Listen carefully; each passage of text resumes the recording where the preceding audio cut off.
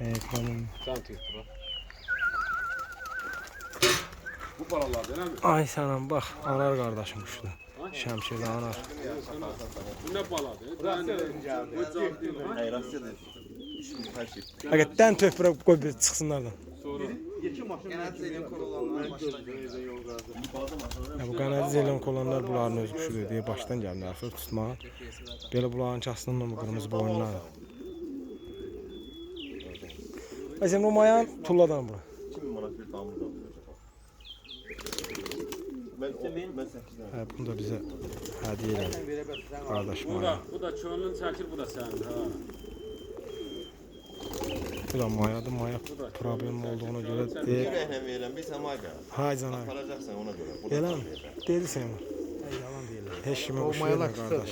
Ne balık? Yəni quş alış-verişi yoxdur heç kimin. Deyir, yəni ona ürəklə verirəm eşitsən. Burada saxlamısan, nə rast yaparsan ona görə. Ey balık ben. Ay, hə. Bak balığa var. İlk üstünde ben. Arkadaşını görsem var. Ay, bu göt quyruq var ya bu qırmızı boyun sana bax o. Götüstü. Ha bax o.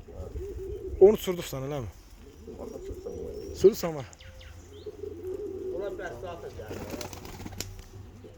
Ha onun anası bir tane kalıp bak onda. Onun anasını dersleri küçük oldu.